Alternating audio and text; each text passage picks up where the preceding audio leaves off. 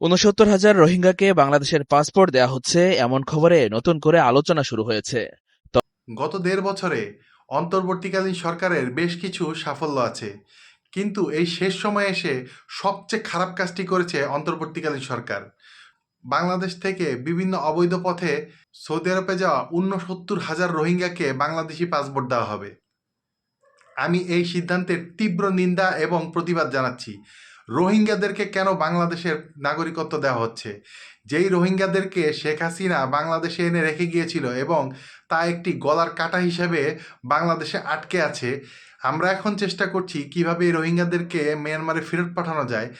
এর ভিতরে যদি বাংলাদেশ সরকার এই সিদ্ধান্ত নেয় যে ৬৯,০০০ রোহিঙ্গাদেরকে বৈধতা দিয়ে তাদেরকে পাসপোর্ট প্রদান করা হবে, এটা আসলে বাংলাদেশের জন্য একটা আত্মঘাতী সিদ্ধান্ত। আমি ব্যক্তিগতভাবে মনে করি সরকারকে এখন এই সিদ্ধান্ত থেকে ফিরে আসা উচিত। তা না হলে এই রোহিঙ্গারা সৌদি আরবে বিভিন্ন ধরনের অপরাধ এবং ক্রাইমের সাথে জড়িত হয়ে পড়বে এবং বাংলাদেশের ভাবমূর্তি ক্ষুণ্ণ করবে। এমনিতেই বাংলাদেশের পাসপোর্টের অবস্থা খুবই খারাপ। বাংলাদেশের পাসপোর্টের সূচক একদম নিম্নমুখী। বাংলাদেশের নাগরিকরা কোনো দেশে গিয়ে এখন প্রাপ্য সম্মানটুকু পায় না।